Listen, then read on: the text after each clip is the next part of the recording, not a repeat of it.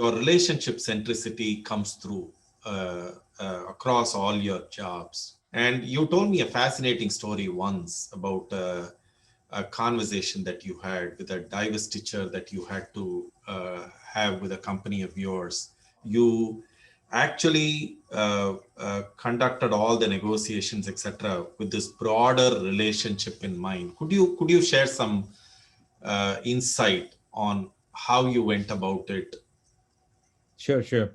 So I think one general comment I'll make. So my personal belief is that as a leader, I'm acting as a trustee. A lot of people put trust in me when they put me in that position. Right. So when I made a CEO of a company, the investors are putting their entire trust in me. Customers are putting their trust in me that I or my people in my company will get their products delivered. Especially in pharma, people put so much resources at developing these products, and our responsibility is to get them the right product at the right time, right? Employees put their trust in me that I, as a leader, will help the company navigate in the right way so that they realize their own potential. They get their salary, they get their bonuses, they get their incentives. But more importantly, they realize and there's an opportunity for them as their career because their families survive on these jobs.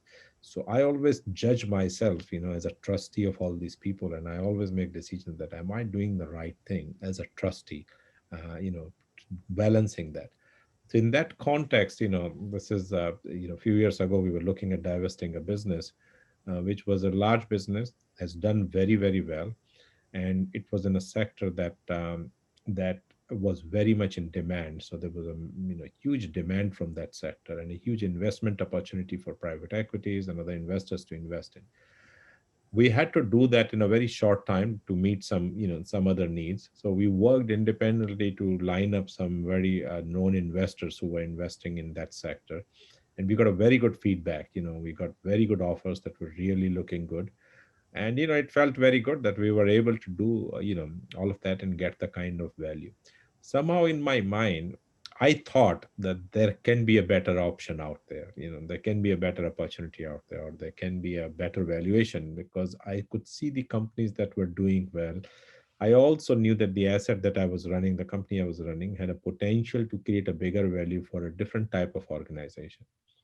So I reached out proactively to few people on my own. These are public companies. So I've reached out to them and then talked to see if they would be interested in meeting me.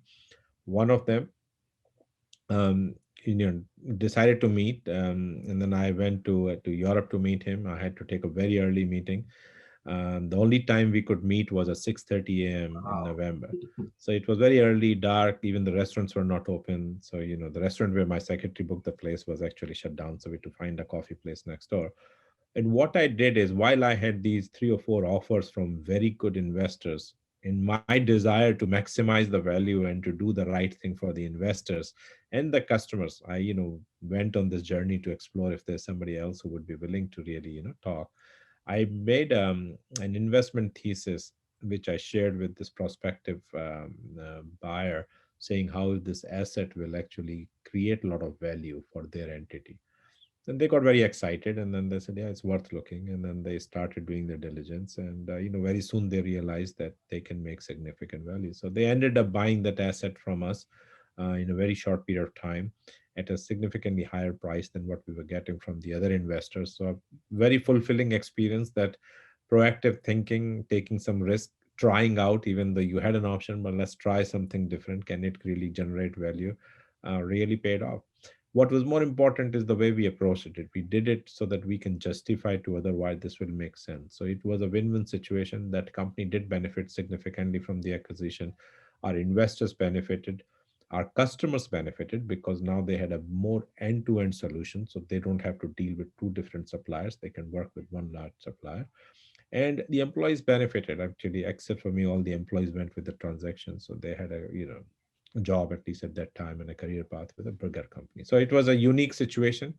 It was something proactively I looked to work on, and then ultimately succeeded.